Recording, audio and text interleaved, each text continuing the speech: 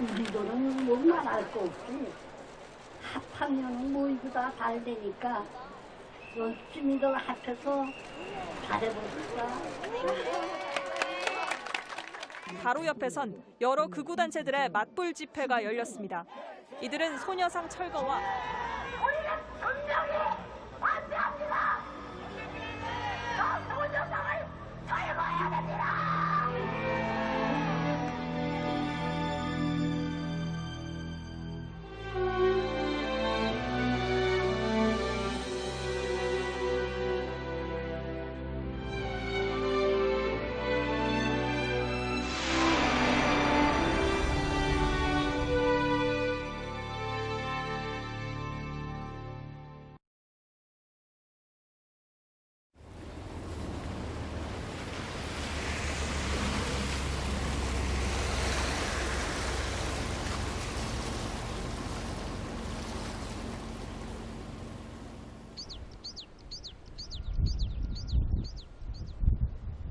일본군 위안부 문제 해결을 위해 2005년 설립한 여성들의 전쟁과 평화 자료관.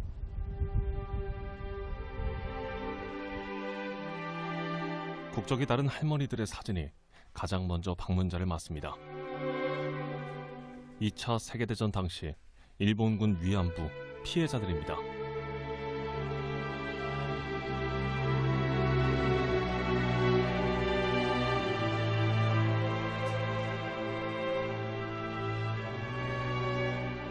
일본 제국주의 전쟁 범죄를 전시하는 한쪽에는 일본인 피해자들의 증거들도 보관되어 있습니다.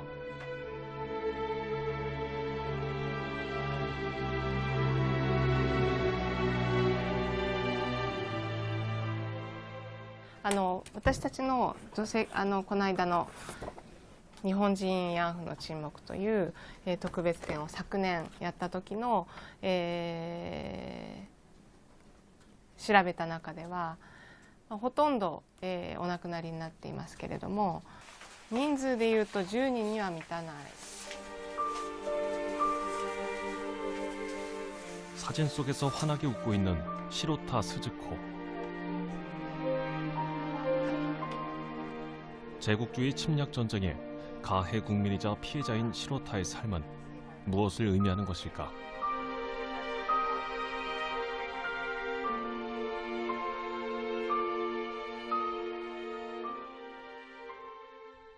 태평양과 맞닿은 지바현 다테야마시의 해안 언덕에 자리 잡은 가니타 부인의 마을.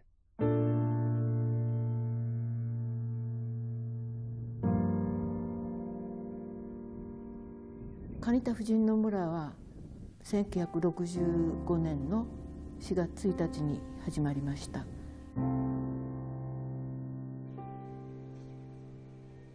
で、なぜできたかというと、要するに社会にまた戻ってそこで自立していくことの大変難しい方たち。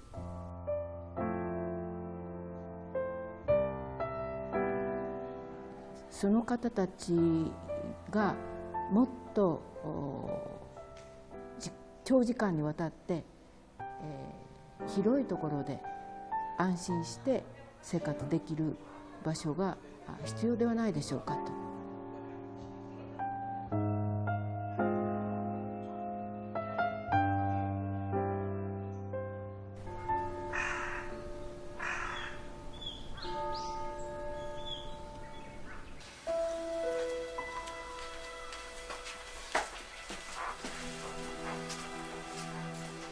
일본군 위안부 경험을 수기로 처음 세상에 알린 시로타 스즈코는 이곳에서 30년 가까이 살다가 한많은 생을 마감했습니다.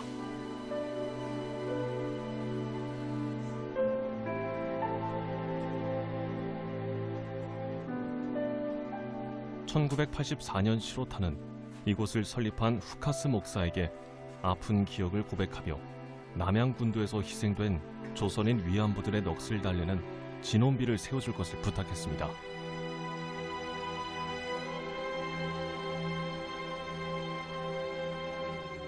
후카스 목사의 노력으로 이듬해 8월 진원비가 세워지자 시로타는 너무도 기뻐했습니다.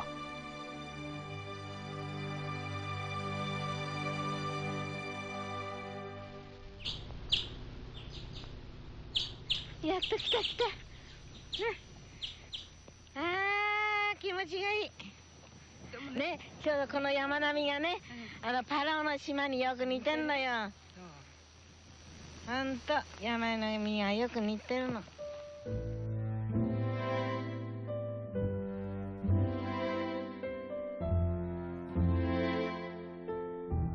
いいところに鎮魂し立ててもらったよ。私も嬉しかったわよ。まさかね、ここまでやってくれるとは思わなかったのよ。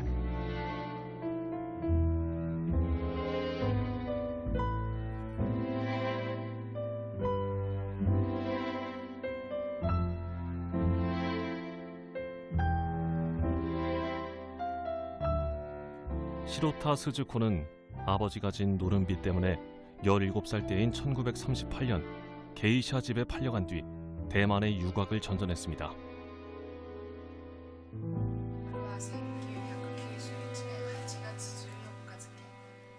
그리고 이듬해 일본군 위안부가 되었습니다. 시로타는 당시에 참담했던 위안부 생활을 잊을 수가 없었습니다.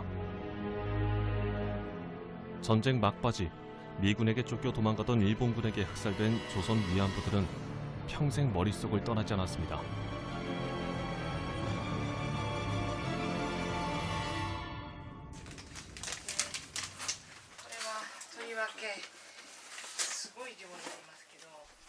그가 남긴 수기에는 일본인으로서 미안함과 부끄러움이 고스란히 배어 있습니다. こちらは劣化が激しいんですけれども、もっと古い時代の 가여운 영혼들을 하나님이 거둬주기를 바라는 간절한 마음이 담겨 있습니다. 1984年のものです。 이런 기록들은 일본인 군 위안부의 피해를 입증하는 것으로 사료적 가치가 높습니다. 一番よく私たちも展示でも使うものですけれども、日本の地なので大韓民国 여성들의 전쟁과 평화 자료관은 한국을 비롯한 6개 피해 국가의 단체들과 함께 유네스코 세계기록유산 등재 신청을 했습니다.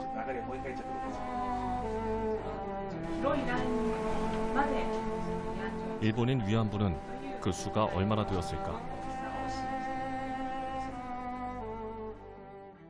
근사 100명의 위안부 한 사람을 배정한다라는 공문서가 있습니다.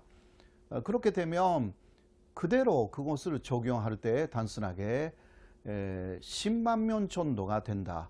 그 중에서 4만 명 정도가 일본인 그리고 한국인 거의 비슷한 숫자였을 가능성이 있다.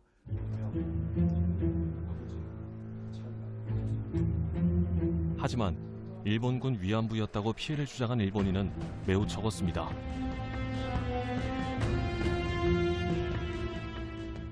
かなりの人たちがいたであろうということだけが分かります。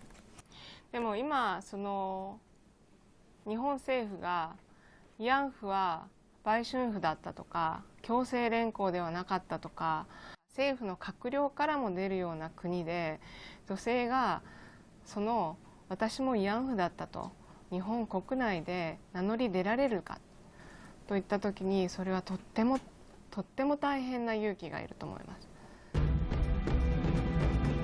가해국인 일본의 국민이라는 점 때문에 다른 나라 피해자들처럼 주목을 받기 힘들었습니다. 무엇보다 일본인 위안부는 매춘부라는 일본 사회의 뿌리 깊은 인식이 그들을 가로막았습니다. 慰安婦にされた人たちが名乗り出るのがより難しかったんだろうと、より日本の社会で、名乗り出るのがやっぱりより難しかったんだろうと思います。日本の社会の中における差別の問題、女性の問題ということと、あとは女性であるということと、あともう一つやっぱり階級差別の話だと思うんですね、日本の。 같은 피해자였지만 더욱 가혹한 처지에 놓인 조선인 위안부들의 아픔에 공감하고 안타까워했던 시로타 스즈코. 그러나 제2의 시로타 스즈코는 더 이상 나오지 않았습니다.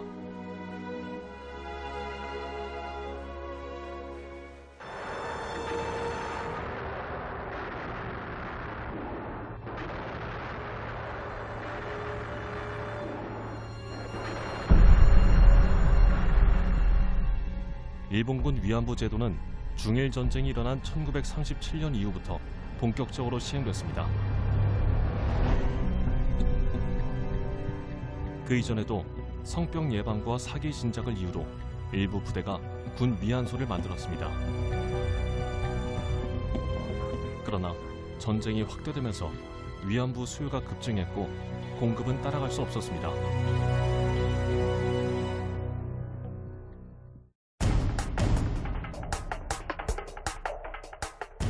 (1937년 9월) 일본군은 군 매점인 주보를 관리하는 규정을 개정해 군 위안소를 정식으로 만들기 시작했습니다. 이듬해 3월 육군성은 위안부 모집에 관한 통첩을 중국 주둔군에게 시달하기까지 했습니다. 국가에 의한 대대적인 위안부 모집이 시작된 것입니다.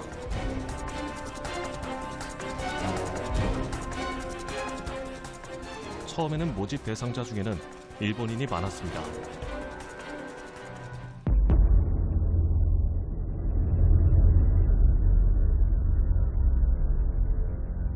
매춘 여성만으로는 수요를 채우지 못하자 가난한 일반 여성들도 모집했습니다. 업자들은 돈을 벌기 위해 취업 사기와 인신매매, 납치와 같은 불법 행위도 서슴지 않았습니다. 階級差別とか女性差別も含んでるという意味でなんていうかしら日本が侵略した地域の被害者とは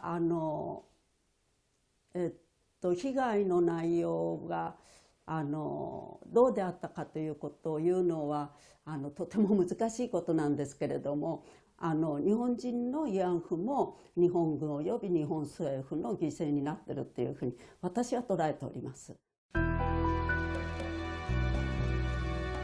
당시 일본 신문에는 업자들의 불법 행위가 크게 보도되면서 여론이 매우 나빠졌습니다.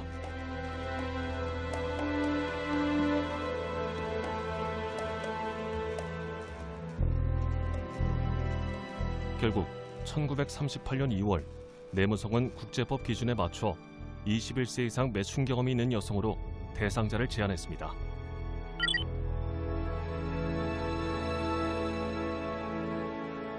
그러나 식민지 조선과 대만은 법의 사각지대로 남아있어서 모집이 훨씬 쉬웠습니다.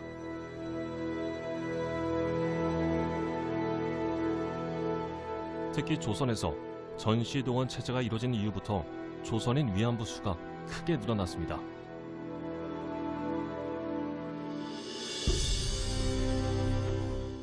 대만 타이베이에서 남중국으로 이동한 군 위안부를 민족별로 분석한 그래프입니다. 1936년 6월 이전까지는 일본인 위안부가 압도적으로 많았지만 그 이후부터 조선인 위안부가 급증했습니다.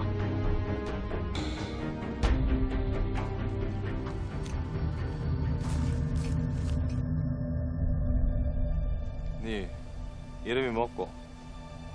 어디 가노? 이리 좀 따라온나? 와 이럽니까? 이거 너이서 하얗고 거이 길 가는 사람을 갑자기 와 끌고 갑니까? 너이서 안 갑니다. 빨리 와. 모집업자들은 조선 총독부와 조선 군사령부의 협조까지 얻어 마구잡이식으로 모집했습니다. 업자들을 도와서 조선인들을 동원시키기 쉽게 되었다라는 걸 말하는 거거든요. 그래서 이제 39년이 되면은 조선 내에서 동원 체제가 성립이 되고 그러니까 군에 있는 면 직원이나 경찰이 그 동원을 개입하게 되고 그럼 행정적으로 쉬워지기 때문에 그런 측면에서 39년 이후에 조선에서 많이 데려갔다고 판단됩니다.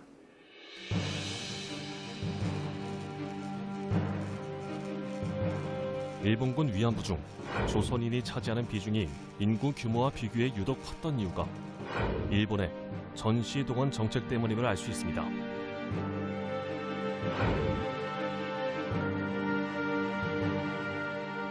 수많은 조선인 위안부의 고통이 일본의 식민지 지배 때문에 비롯된 것입니다.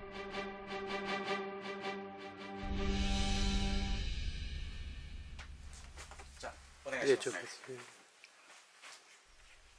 위안부 연구의 최고 권위자인 요시미 요시아키 교수는 일본군이 위안소 설치와 위안부 모집에 관여한 사실을 최초로 입증했습니다. 軍の慰安所を作るということを認めた 군 위안소 종업원 모집에 관한 건이라고 이렇게.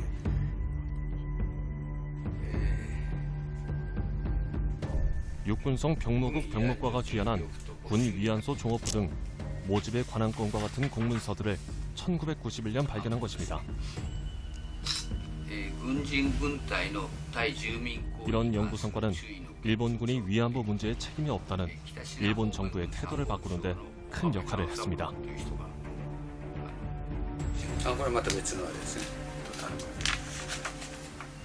그는 일본군 위안부는 당시의 기준으로도 성노예라고 밝혔습니다.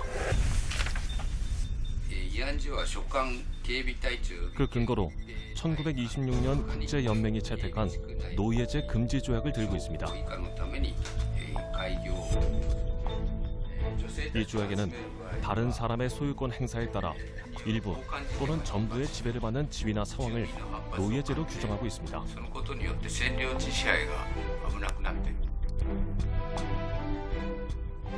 위안부는 군인을 거부하거나 일을 그만둘 자유가 없었고 위안소에서만 생활해야 하고 외출의 자유가 없었기 때문에 국제법상 명백한 노예제라는 것입니다.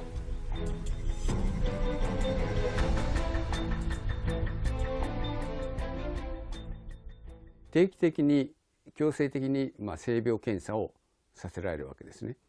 でこういうふうに見てみますと基本的な自由を剥奪されているので、慰安所制度は性奴隷制であって女性たちは奴隷状態に置かれていたというふうに明白に言うことができると思うんです。 일본군 위안부 제도를 도입하기 이전에도 일본은 국가가 매춘을 관리하는 공창 제도를 시행하고 있었습니다.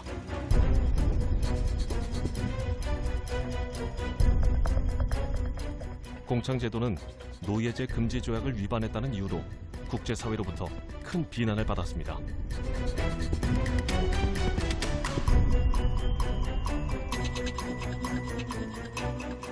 하지만 일본의 침략 전쟁이 확대되자 일본군은 오히려 일본군 위안부 제도를 도입했습니다.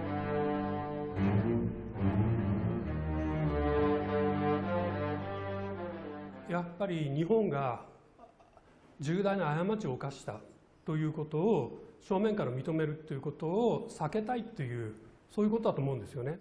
というか世界的に見ても慰安婦の問題は植民地支配とか人種差別人種主義と切り離すことができない。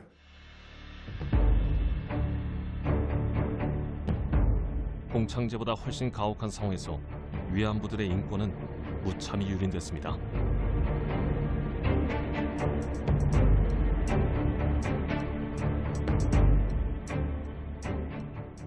일본이 어느 날 갑자기 위안부 제도를 만든 건 아니고요.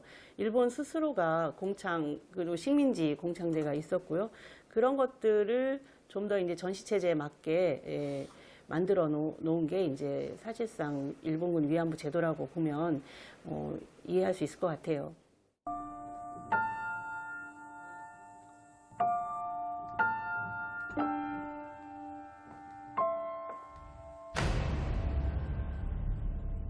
식민지인으로서 차별을 받으며 더욱 힘든 처지에 놓였던 것이 조선인 위안부였습니다.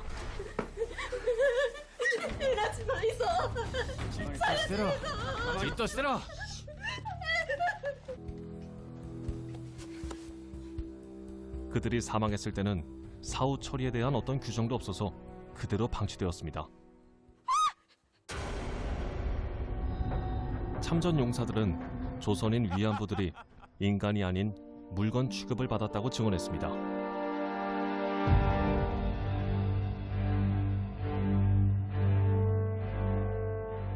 군인이 죽으면 조선인이라고 할지라도 보고서를 써야 한다. 어디서 어떻게 죽었고 무엇이 남겨져 있고 그걸 보고서를 써서 그거를 본국에 보내고 조선에 보내게 된다라는 과정을 거치는데 그러면서 일본군 위안부들이 죽으면 이거는 내가 아무 처리를 하지 않아도 된다라고 되어 있습니다. 2012년 일본은 아베 정권이 들어서면서 급격히 우경화되었습니다. 위안부 문제를 기술한 역사 교과서를 비판하고 평화 헌법을 개정해 전쟁 가능한 국가를 만들려는 아베 정권 출현의 당연한 결과입니다. 아베 정권은 위안부 문제에 대한 일본군의 관여와 강제성을 인정하고 사과한 1993년의 고노다마까지 뒤집으려 하고 있습니다. このことがですね、残念ながら閣議決定をしたものについては、裏付けとなるものはなかったということであります。しかし裏付け、いわば強制年功の裏付けとなるものはなかった。 최장기 집권 기록을 세울 만큼 아베 정권이 지지를 얻으면서 군국주의 일본에 대한 향수도 갈수록 커지고 있습니다.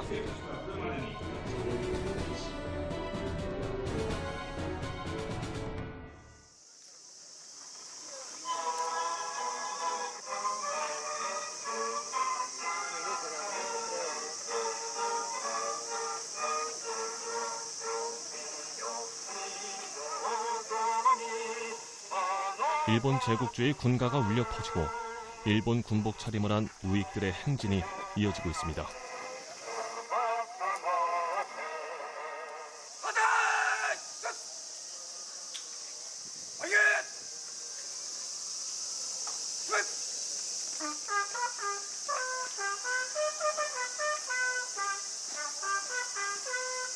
대일본 대국 반대! 반대! 반대!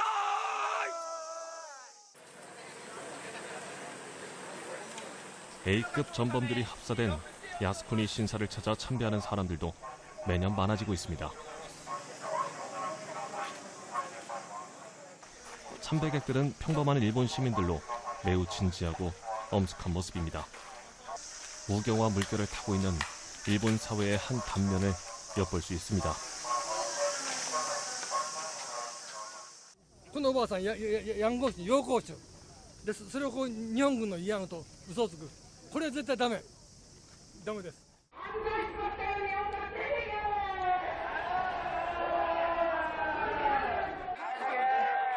외국인 추방을 요구하면서 외국인 혐오를 부추기는 극우 단체들의 목소리도 커지고 있습니다.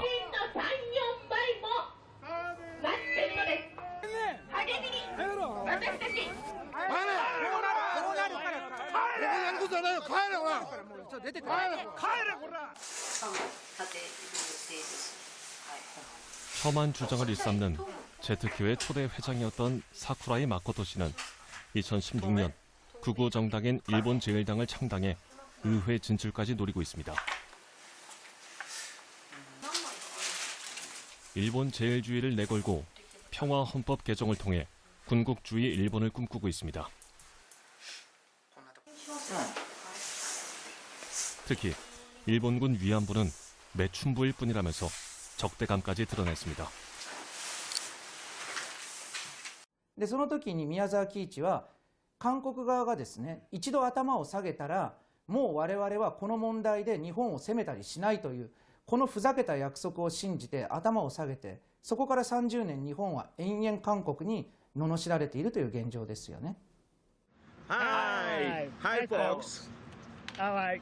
We're here in the city of Glendale, California. 무역업을 하는 후시키 슈니치 씨는 미국 글렌데일에 세워진 평화의 소녀상에 반대하는 운동을 적극적으로 펼치고 있습니다. 소녀상 철거를 요구하는 청원을 글렌데일시 당국에 낸 미국인 토니 마라노를 돕는 게 주 활동입니다. 텍사스 데디로 불리는 토니 마라노는 친일 혐한 미국인으로 유명한 유튜버입니다.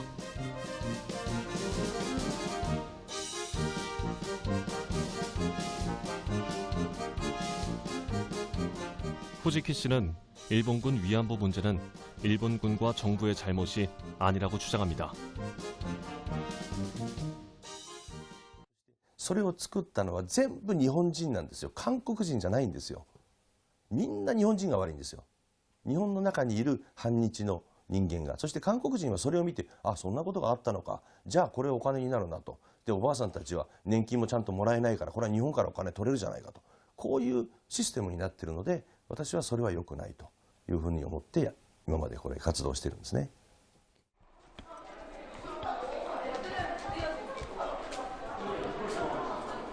음. 김대중 씨가 노벨상 받았냐? 보통 그 남북 정상회담 처음에 했다. 그게 가톨릭 대학교에서 초빙 교수로 근무하고 있는 일본인 우에무라 다카시 씨. 일본하고 관계 개선했다. 그거입니다.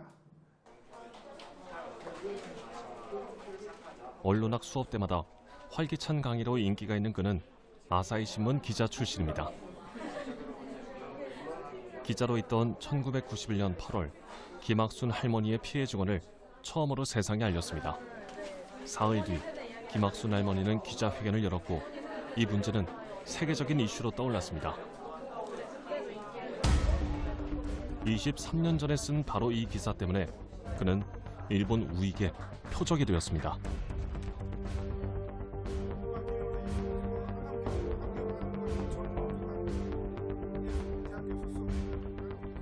(2014년 2월) 유력 주간지인 주간문춘이 우에무라 씨를 위안부 날조 기자라고 비방하면서 대학 강사로서 학생을 가르치면 안 된다고 공격한 것입니다.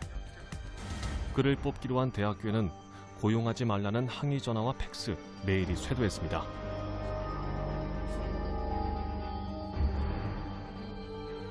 결국 우에무라 씨는 대학 강사로 제2의 인생을 살겠다는 꿈을 접어야 했습니다. 심지어는 당시 17살이던 딸을 죽이겠다는 협박장까지 날아왔습니다. 뼈물으로 북송학원 학장이 왔죠.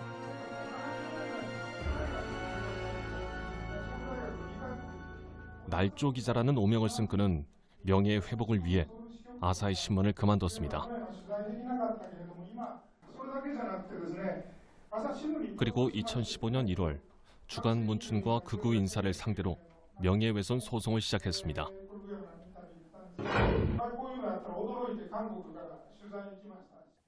私はやっぱり戦わなければならないと思いました。なぜなら、私だけじゃなくて娘を殺すとまで言われて、これはもう裁判を起こして、裁判を起こすとやはりそういう脅迫がストップするんではないかというふうに思ったからです。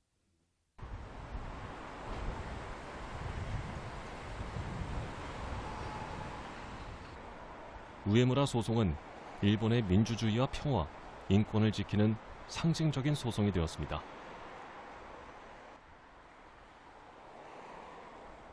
수백 명의 양심적인 변호인단이 그를 돕기 위해 나섰습니다.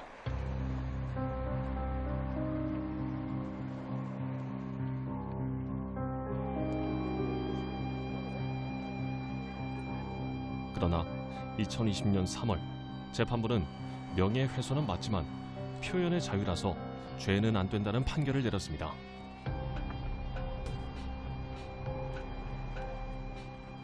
일본은 이제 극우 세력들이 장악해 다른 목소리는 용인할 수 없는 나라가 되었습니다.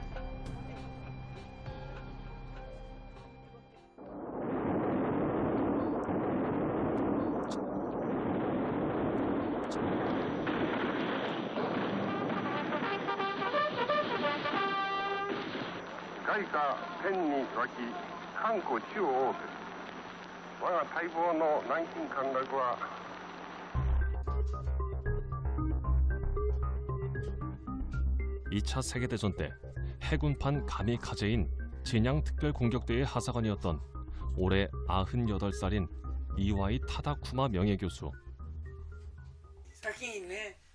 전쟁에서 구사일생으로 살아남은 진양 특별공격대 마지막 생존자입니다. 1호형이 있고 2호형이 있는데 1호형은 한 명, 2호형은 작고 빠른 배에 화약을 싣고 적선의 돌진에 폭파하는 게 진양 특별공격대의 임무였습니다. 배에 같이 타는 게 아니고 다른 사람 1인이 있고 전쟁의 참상을 직접 겪었던 그는 왜 일본이 국민을 파멸시킨 침략 전쟁을 일으켰는지 알고 싶어서 역사학자가 되었습니다.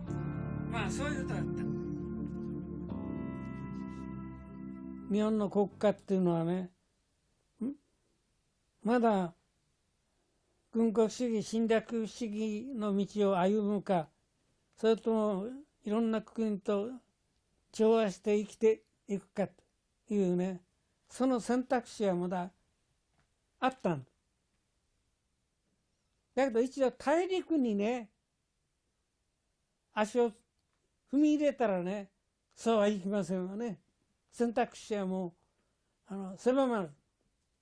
ラジオって俺はなかったですから。일본군 위안부 문제의 잘못을 부정하는 것은 역사 왜곡이라고 못 박았습니다. 軍というのは移動しますよね。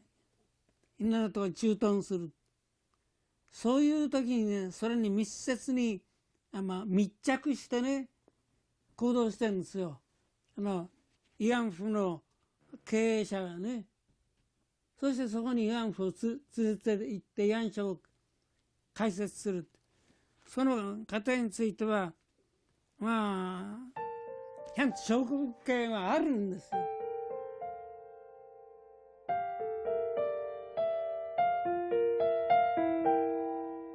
백사를 눈앞에 둔 노 교수는 우익의 비정상적인 행보를 막을 수 없는 현실을 안타까워하며 일본의 앞날을 걱정하고 있습니다. そういうことを志願するのはね、それは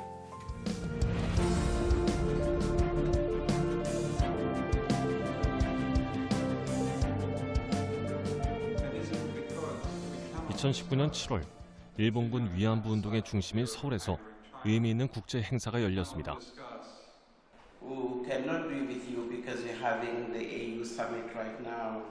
분쟁 지역의 성폭력을 예방하기 위한 국제회의로 피해자들이 직접 나와 참석자들과 아픔을 함께 나눴습니다.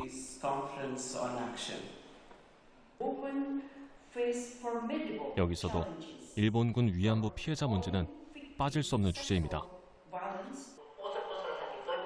여성전쟁 범죄는 본질적으로 일본군 위안부 문제와 다르지 않기 때문입니다.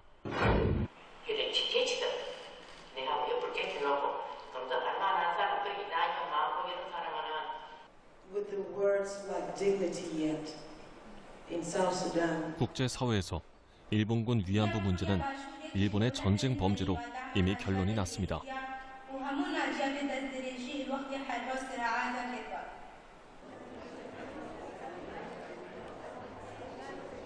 콩고 내전에서 성폭행당한 수천 명의 여성을 목숨을 걸고 치료한 공로로 2018년 노벨 평화상을 받은 드니 무퀘게 박사도 참석해 눈길을 끌었습니다.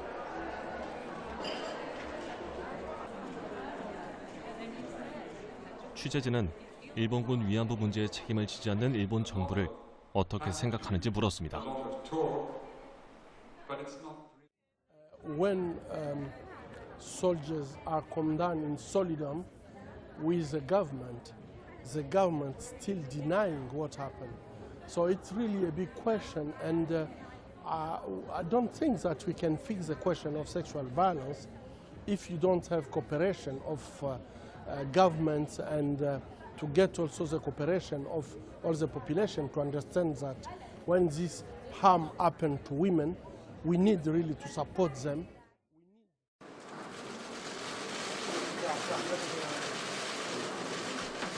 수많은 취재진 앞에 일본군 위안부 피해자인 이용수 할머니가 모습을 나타냅니다.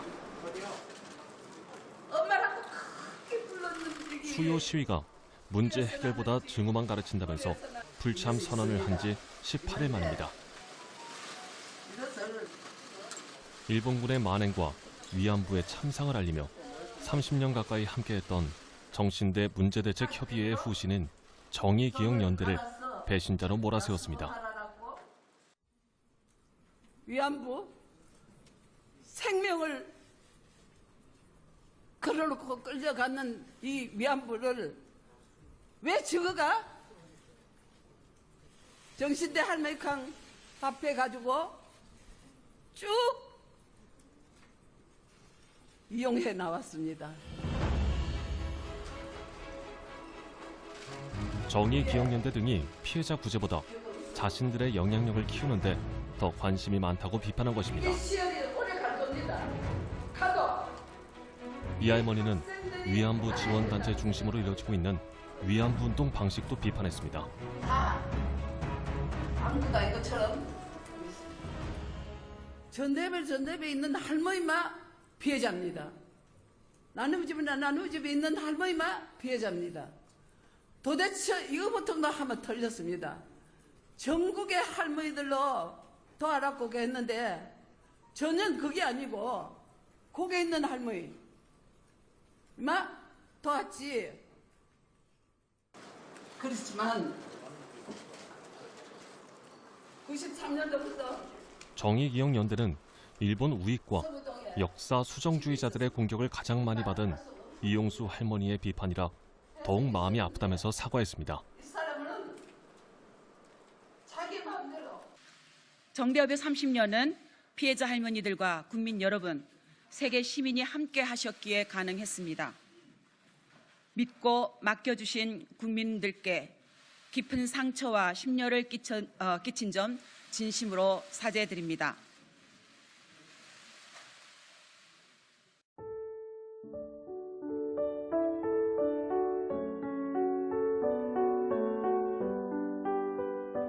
경기도 광주에 있는 위안부 피해자 지원 시설인 나눔의 집. 1992년 문을 연 뒤 이옥선, 강일출 할머니를 비롯한 많은 위안부 피해자들이 몸과 마음을 의지하며 살아왔던 삶의 터전입니다. 가장 규모가 큰 위안부 피해자 지원 시설로 국내외에서 많은 후원금이 들어오고 있습니다. 나눔의 집에서 일하는 7명의 직원들이었습니다.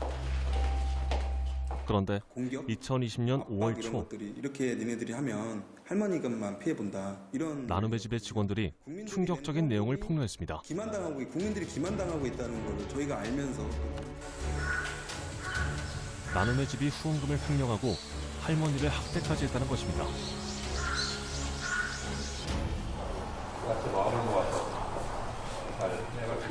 경기도가 민관 합동조사관을 꾸려 나눔의 집에 대한 종합적인 조사를 벌였습니다. 그 결과 모든 의혹은 사실로 드러났습니다. 최근 5년간 들어온 88억 원의 후원금 가운데 2억 원만 할머니들을 위해 썼고 나머지는 운영법인이 재산을 쌓기 위해 사용한 것으로 확인됐습니다.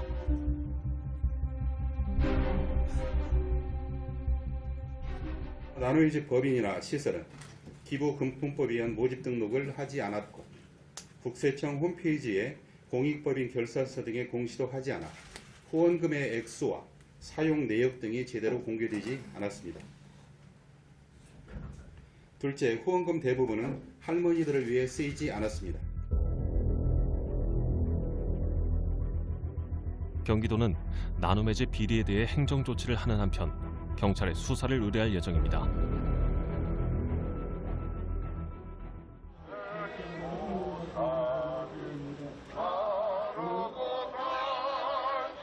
한국의 위안부 운동 단체들에 대한 비판 여론이 들끓자 극우 단체들은 기다렸다는 듯이 매주 수요 시위를 무산시키기 위한 집회를 열고 있습니다.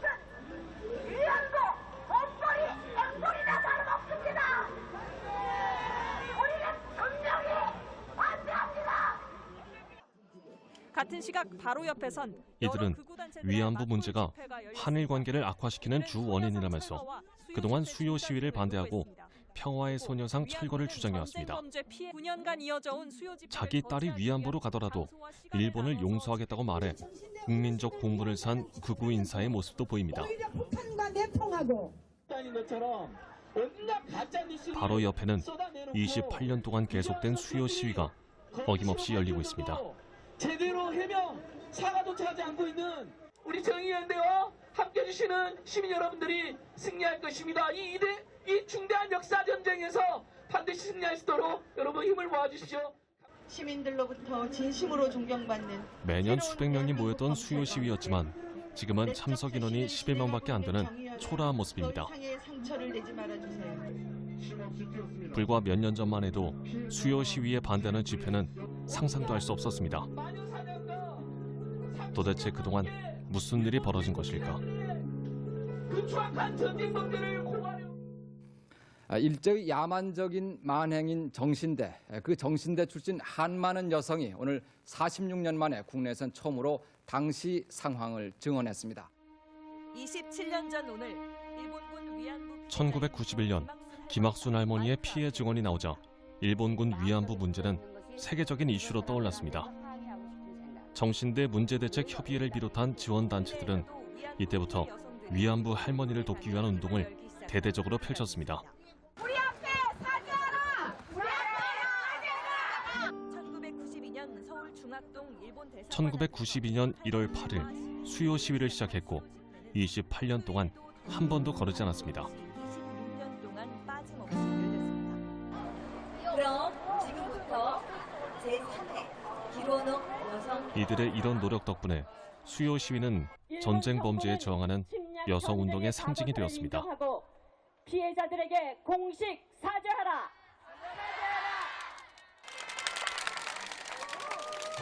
하지만 이 과정에서 각 지원단체들이 지원하는 할머니들을 중심으로 위안부 운동이 펼쳐졌습니다.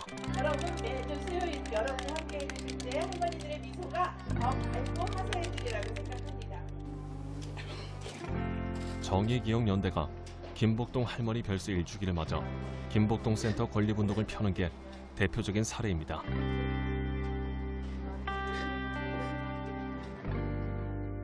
우리의 역사에서 기억해야 될 것은 위안부 피해자들이지 어떤 한 할머니만을 기억하는 건 아니거든요. 그래서 저희가 계속해서 피해자들이 부각되는 거는 사실 뭐 여러 가지 면에서 불가피했다고 치더라도 우리의 기억과 기념을 할 때는 이제 한 사람이 독점해서는 안 된다고 저는 생각을 합니다.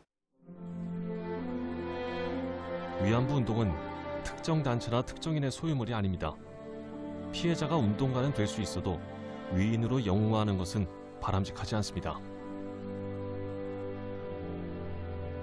하지만 피해자들은 일본에 맞서는 민족의 딸로서 이미지화되면서 국민 영웅이 되어버렸습니다. 이들을 앞세운 정의기억연대는 국회의원들과 장관들을 배출할 정도로 막강한 힘을 가지게 되었습니다. 할머님들께서 주신 큰 용기에 오히려 더 감사함을 느낍니다. 유엔에 직접 참석해서 내가 위안부 운동의 주요 의제까지도 정의기억연대가 좌지우지한다는 비판이 나오고 있습니다. 목소리를 이어 감사합니다.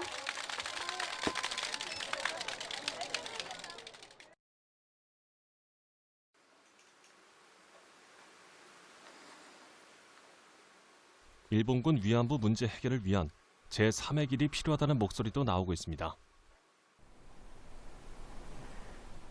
제국의 위안부를 출간한 박유하 교수가 그 주인공입니다.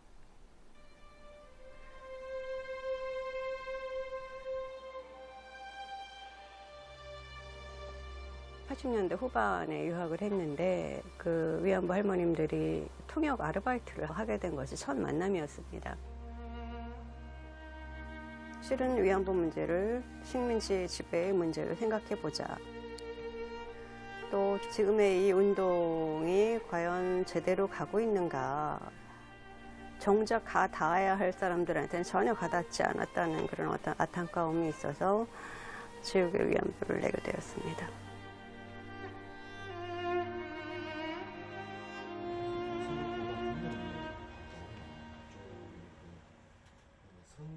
박 교수는 정신대 문제대책협의회와 나눔의 집과 같은 지원단체들의 권력화와 독선적인 운동 방식에 대해 날선 비판을 했습니다. 그 뒤 나눔의 집 위안부 할머니들이 명예훼손 혐의로 박 교수를 형사고소까지 하고 재판까지 진행되면서 한국 사회에 큰 파문을 일고 있습니다.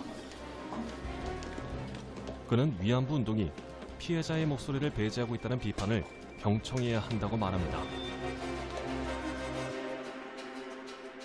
저는 우선 그 이용수 할머니의 목소리는 굉장히 귀중한, 소중한 목소리였다고 생각을 하고요. 그 뭐 10년 전부터 고민을 했다고 하시는데, 사실 제가 다른 분한테 들은 이야기도 있어서 실은 우리가 아는 것보다 훨씬 더 많은 분들이 비슷한 생각을 했을지도 모른다라는 생각을 좀 한 번쯤 다들 해볼 필요가 있다고 생각을 합니다.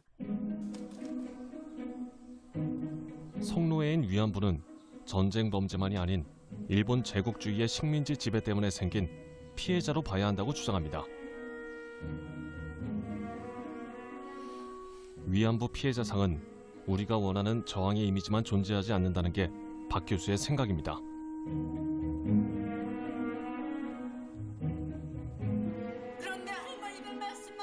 그는 우리가 보고 싶어하는 이미지만을 피해자에게 강요한 것은 아니었는지 되묻습니다. 목록 알고 싶기만 한지 모르겠습니다. 자기는 대한민국의 일본의 우리의 이런 태도는 살아남기 위해 일본군에게 협력할 수밖에 없었던 피해자들에게는 또 다른 폭력이라는 도발적인 문제 제기를 합니다.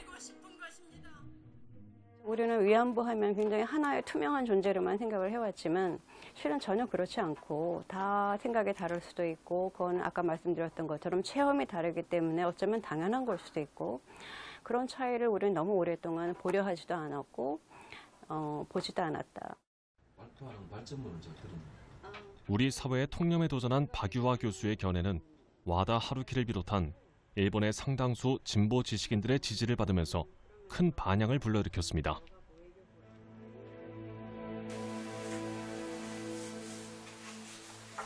하지만 일본의 또 다른 진보 지식인들은 매우 비판적입니다. 박 교수가 위안부 문제에 대해 국가와 군의 책임을 물을 수 없다는 하타 이쿠히코와 같은 역사 수정주의자들을 비판하는 것처럼 보이지만 사실은 그렇지 않다는 것입니다.実を言うと私は本は4分の1ぐらいまで読んでその後読みませんでした。なぜかというとあれは畑育彦ですか。日本ではどちらかというとこの問題の犯罪性って言いますかこういうことがあってはならんという考え方に対していやそんなことはないよっていうふうに言ってる方だと思うんですけれどでもちろんその日本人と全く同じだとは言っていません。パク・ヤさんも朝鮮人も差別されたということは書いているんですけどもしかしあくまでこれは日本の帝国の目線で女性たちを位置づけるつまり女性たちが本当に経験した被害や彼女たちがどのような被害を受けたのかというところから出発するんではなくて 전후 일본 사회가 양심 세력들을 중심으로 과거의 전쟁 범죄에 대해 사과하고 노력한 사실을 한국의 지식인이 인정했다는 점에서 나온 반응이라는 지적도 있습니다. なぜそうなのかというのはよくわかりませんが、一つは、日本人が持っている在籍感というものを、免除してくれる。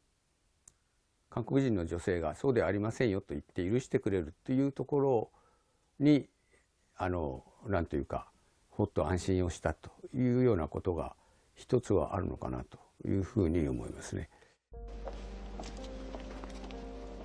박유화 교수는 일본 우익과 역사 수정주의자들은 물론 일부 진보 진영으로부터도 공격을 받는 외로운 처지에 놓였습니다. 일본군 위안부 문제 해결을 위한 제3의 길의 앞날은 순탄하지 않습니다. 2019年靖国反対キャンドルデモを始めます。列を4人ずつ列を作ってください。靖国反対行使をやめろ安倍反対ご支援ください。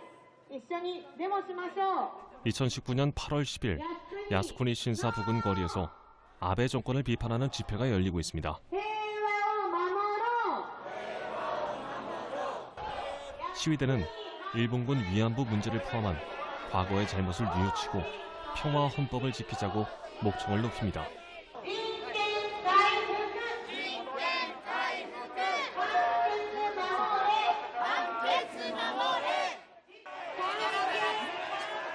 이들이 극우 단체들의 집회 장소를 지나치자 양쪽에서 고성과 폭언이 쏟아집니다.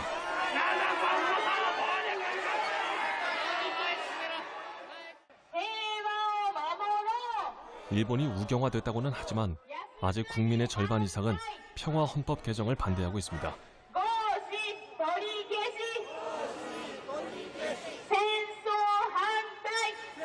과거 일본 제국주의 침략 전쟁과 같은 잘못이 되풀이될 것을 두려워하기 때문입니다.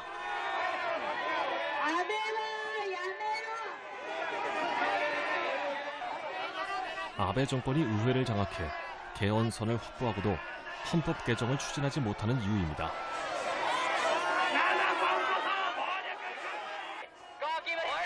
위안부 문제를 사과한 고노다마도 일본의 양심 세력들의 노력이 없었으면 불가능했습니다. その募集移送管理なども還元強圧によると総じて本人たちの意思に反して行われた。 김학순 할머니의 증언 뒤 일본의 양심 세력들은 한국을 직접 찾아 피해자들의 증언을 기록하고 일본 정부의 사과를 촉구했습니다. 국가의 신용을 잃게 될지 모른다고 우익 정치인들을 비판했습니다. 이 문제가 사회 문제로 떠올랐을 때부터 일본에 계신 시민 단체 활동하시는 분들, 양심적인 세력이라고 할까? 그런 분들이 정말 많이 도와주셨거든요. 재판 관련해서 일본을 드나들 적에 그쪽에서 자기네 그 숙식을 다 제공하면서 그런 일정을 도와주셨고, 뭐 자료를 모아준다든지, 우리가 위안부 문제를 교과서에 빼려고 하는 그 교과서 우경화 운동에 반대하는 운동 서명받고 뭐 이런 것도 이제 그런 일본의 단체들하고 같이 손잡고 그분들 지원이 있었기 때문에 가능했던.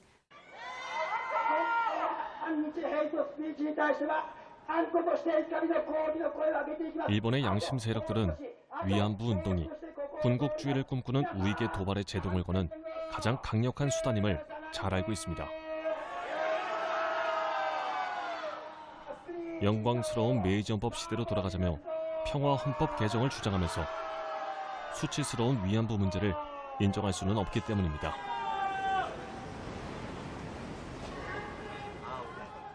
일본 정부와 공적 사과를 했다 무조건 잘못했다. 그럼 그 다음에 이제 일본 정부의 사죄를 끝날 것이 아니고 그 다음 단계로 가는 걸 또 두려워하는 거죠. 자, 그러면 천황이 사죄해야 될 거 아니냐. 이거는 일본 못 받아들이는 거예요.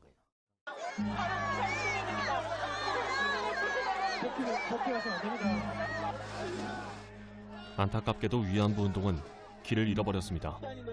과연 새로운 돌파구는 없을까? 위안부 문제의 가해자는 일본 제국주의와 이들에게 협력한 한국의 친일 세력입니다. 피해자는 가난한 일본 여성과 조선 여성입니다.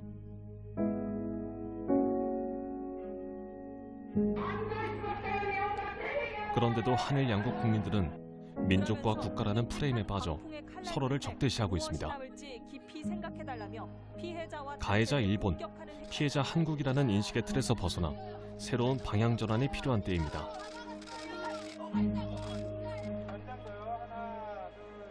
왜냐하면 위안부 문제의 해결은 일본 사회의 변화 없이는 불가능하기 때문입니다. 지금까지는 한국을 중심으로 해서 여러 피해자들이 등장을 했는데 일본에서도 그런 피해자들이 등장할 수 있는 그런 분위기가 하루속히 좀 와서 그런 문제가 일본 사회의 어떤 문제점을 지적하고 나아가서는 일본의 군국주의화라든지 일본의 어떤 재무장이라든지 이런 부분에 대한 경각심으로 이어지기를 이제 바라고 있습니다.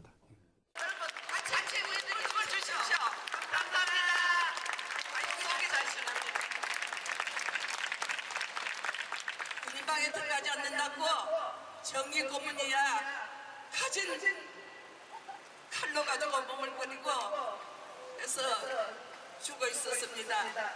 피해자는 누구보다 잘 알려져 있는데 가해자들은 그 목소리를 그냥 막으려고만 하는 것 같고 사과도 제대로 하지 않은 그런 문제에 대해서 계속하여 수요 집회를 하는데도 불구하고 아직 사실상 문제가 제대로 밝혀지지 않은 것 같아요.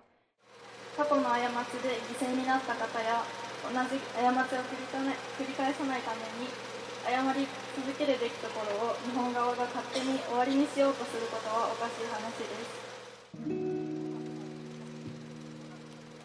す。 피해자의 아픔에 대한 공감.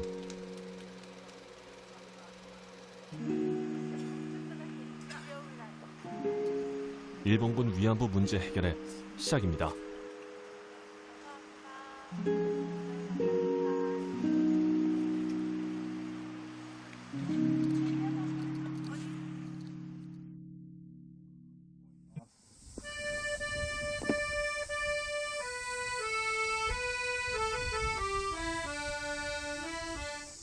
매년 8월 15일이면 가니타 부인의 마을 뒤쪽 야산에는 아리랑 음률이 울려 퍼집니다.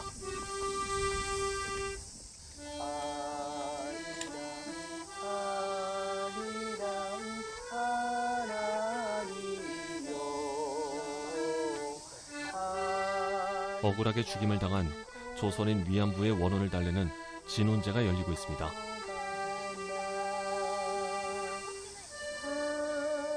위령비가 세워진 1985년 이래 한 번도 빠짐없이 35번째를 맞았습니다.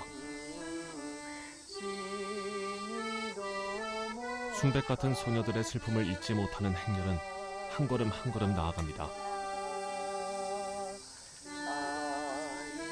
꿈조차 꿔보지 못하고 저버린 가련한 삶은 원통한 노래가 되어 하늘로 날아오릅니다.